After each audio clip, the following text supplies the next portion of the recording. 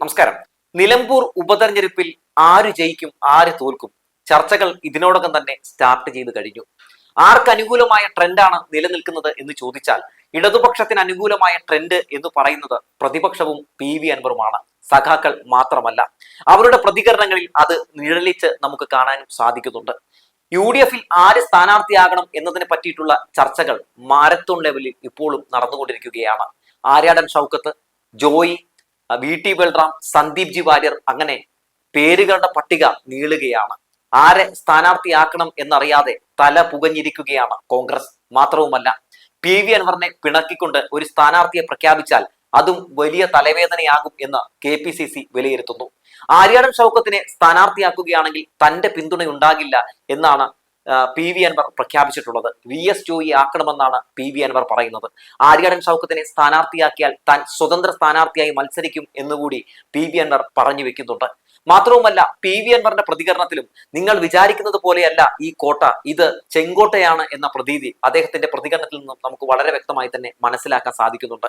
പിണറായിസം പിണറായിസം പിണറായിസം എന്ന് പറഞ്ഞുകൊണ്ട് PV അൻവർ നടക്കുന്നത് പോലും സഖാക്കളെ ഭയപ്പെടുന്നത് കൊണ്ടാണ്, ഈ പാർട്ടിയെ ഭയപ്പെടുന്നത് കൊണ്ടാണ്, ഈ പാർട്ടിയെ ജനങ്ങൾ മുഴുവൻ നെഞ്ചിലേറ്റി നടക്കുന്നു എന്ന നല്ല ബോധ്യമുള്ളത് കൊണ്ടാണ്. അതുകൊണ്ടാണ് പിണറായിസത്തിനെതിരെ മാത്രം, അല്ലെങ്കിൽ പിണറായിസം എന്ന് പറഞ്ഞുകൊണ്ട് മാത്രം നമ്മുടെ PV അൻവർ ചിലയ്ക്കുന്നത്. പക്ഷേ PV അൻവറിന് ഏതെങ്കിലും രീതിയിലുള്ള ഒരു സ്വാധീനം നിലമ്പൂരിൽ ഉണ്ടോ എന്ന് ചോദിച്ചാൽ പൂർണ്ണമായും ഇല്ല എന്നാണ് നമുക്ക് ആ മണ്ഡലത്തിലെ പല രാഷ്ട്രീയപരമായിട്ടുള്ള പല ഇടപെടലുകളും രാഷ്ട്രീയപരമായിട്ടുള്ള ഒരു ചലനവും മനസ്സിലാക്കുമ്പോൾ പറയാൻ സാധിക്കുന്നത്. നിലവിൽ നമ്മളവിടെ നടത്തിയ ഒരു അന്വേഷണത്തിൽ നിന്ന് വ്യക്തമായി നമുക്ക് മനസ്സിലാക്കാൻ സാധിച്ചത്, PV അൻവർ പാർട്ടി വിട്ടതിൽ പിന്നെ ആ മണ്ഡലത്തിലെ ജനങ്ങൾക്ക് PV അൻവറിനോട് തീർത്താൽ തീരാത്ത വലിയ ദേഷ്യമാണ് ഉള്ളതെന്നാണ് മനസ്സിലാക്കാൻ സാധിക്കുന്നത്. അവർ ജയിപ്പിച്ചു വിട്ട ആ ഒരു അൻവർ എന്ന് പറയുന്ന ഒരു MLA ആ ജനങ്ങളെ വെല്ലുവിളിച്ചിരിക്കുന്നു. അവർക്ക് തിരിച്ച് അൻവറിന് മറുപടി കൊടുക്കാൻ കിട്ടിയ ഒരു അവസരം കൂടിയാണ്. അതുകൊണ്ട് അൻവർ ആരെ പിന്തുണയ്ക്കുന്നുവോ അവർക്കെതിരെ അതിശക്തമായ പ്രതിഷേധം വോട്ടിലൂടെ രേഖപ്പെടുത്തും എന്നാണ് നിലമ്പൂരുകാര് എടുത്തിട്ടുള്ള സത്യപ്രതിജ്ഞ എന്നാണ് നമുക്ക് മനസ്സിലാക്കാൻ സാധിക്കുന്നത്. PV അൻവർ എന്ന് പറയുന്ന വ്യക്തി എങ്ങനെയാണ് ജയിച്ചത്? അയാളെ ജയിപ്പിച്ചത് സഖാക്കളാണ്. ഇടത് സ്വതന്ത്ര സ്ഥാനാർത്ഥിയായി മത്സരിച്ച് അവിടെ ജയിക്കണമെങ്കിൽ സ്വാഭാവികമായും സഖാക്കൾക്ക് അവിടെയുള്ള ഒരു സ്പേസ്, സഖാക്കൾക്ക് അവിടെയുള്ള ഒരു ശബ്ദം എത്രത്തോളമാണ് എന്ന് അതിൽ നിന്ന് തന്നെ വളരെ വ്യക്തമാണ് എന്ന കാര്യം എടുത്തു പറയേണ്ടതുണ്ട്. മാത്രവുമല്ല, ഈ വിഷയവുമായി ബന്ധപ്പെട്ടുകൊണ്ട്, ഈ തെരഞ്ഞെടുപ്പുമായി ബന്ധപ്പെട്ടുകൊണ്ട് ഒരു കാര്യവും നമ്മൾ വളരെ വ്യക്തമായി തന്നെ മനസ്സിലാക്കണം. അതായത് 2 തവണ അവിടെ ഇടതുപക്ഷ സ്വതന്ത്ര സ്ഥാനാർത്ഥിയായി ഒരാൾ ജയിക്കുന്നു. എന്നാൽ അയാൾക്ക് എന്തെങ്കിലും ബാക്ക്ഗ്രൗണ്ട് ഉണ്ടോ? ഇല്ല. 2ാം തവണ PV അൻവർ അവിടെ മത്സരിക്കാൻ വരുമ്പോൾ അയാൾ ഒരുപാട് ആരോപണങ്ങൾക്ക് നടുവിൽ നിന്നുകൊണ്ടാണ് ജനവിധി തേടിയത്. അപ്പോഴും സഖാക്കളാണ് ഈ പറയുന്നത് പോലെ PV അൻവറിനെ അവിടെ ജയിപ്പിച്ചെടുത്തത്. മാത്രവുമല്ല, അവിടെ ആര്യാടൻ മുഹമ്മദ് ഭരിച്ചിരുന്ന സമയത്ത് ആ മണ്ഡലം നശിപ്പിച്ച് നാരായണക്കല്ലെടുപ്പിച്ചിരുന്നു. ആ നാട്ടിലെ ജനങ്ങൾ മൊത്തത്തിൽ പൊറുതിമുട്ടിയിരുന്നു. ആ ഭരണത്തിൽ ഒട്ടും സംതൃപ്തരായിരുന്നില്ല. ആ സമയത്താണ് LDF ഇങ്ങനൊരു സ്ഥാനാർത്ഥിയെ അവിടെ അവതരിപ്പിച്ചത്.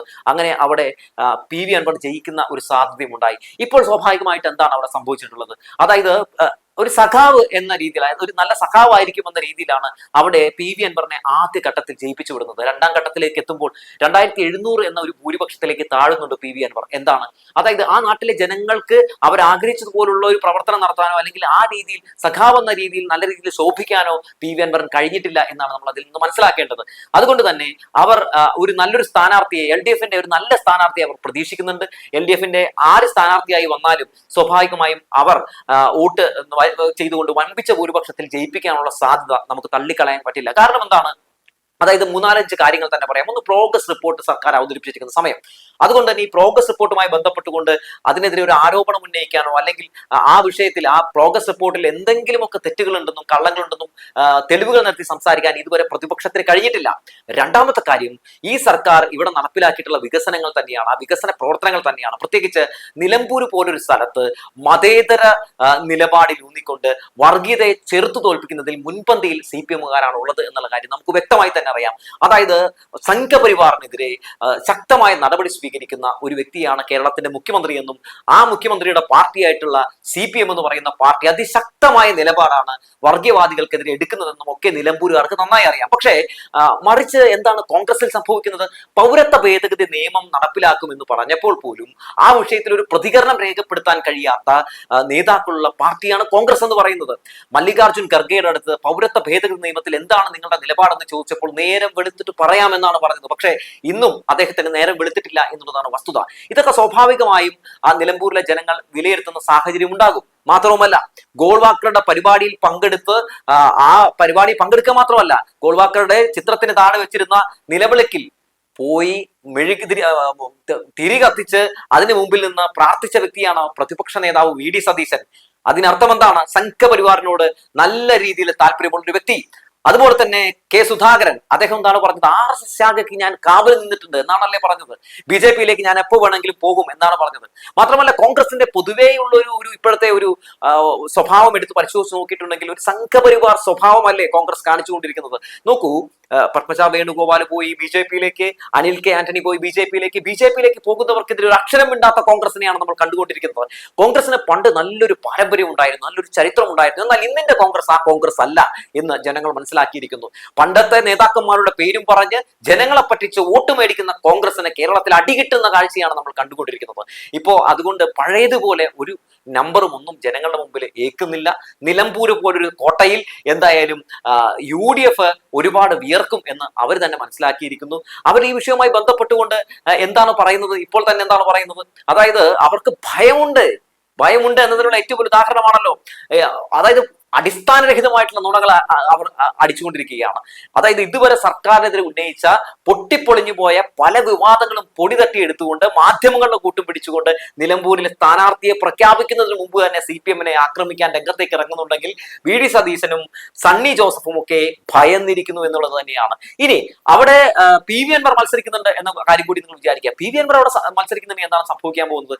PV അൻവർ അവിടെ മത്സരിക്കുന്നുണ്ടെങ്കിൽ ഇടതുപക്ഷ ജനാധിപത്യ മുന്നണിയുടെ സ്ഥാനാർത്ഥി, അതായത് സ്വതന്ത്ര സ്ഥാനാർത്ഥി ആവട്ടെ, അല്ലെങ്കിൽ ഇടതുപക്ഷത്തിന്റെ സ്ഥാനാർത്ഥി തന്നെയാകട്ടെ, പാർട്ടി ചിഹ്നത്തിൽ മത്സരിക്കുന്ന സ്ഥാനാർത്ഥിയാകട്ടെ, ആരായാലും ഗംഭീരമായ ഒരു വിജയം ഉണ്ടാക്കും എന്നാണ് പറയാനുള്ളത്. എന്തായാലും PV അൻവർ അവിടെ മത്സരിച്ചിട്ടുണ്ടെങ്കിൽ വീറും വാശിയോടും കൂടി ഒരു മത്സരം തന്നെ അവിടെ നടക്കും. ആ മത്സരത്തിൽ PV അൻവറിനെ മലർത്തി അടിക്കാൻ എന്തായാലും നിലമ്പൂരിലെ ജനങ്ങൾ ഒറ്റക്കെട്ടായി LDF നോട്ട് ചെയ്യുമെന്ന കാര്യത്തിൽ യാതൊരു തർക്കവുമില്ല എന്ന കാര്യം കൂടി ഇവിടെ നമ്മൾ എടുത്തു പറയേണ്ടതുണ്ട്.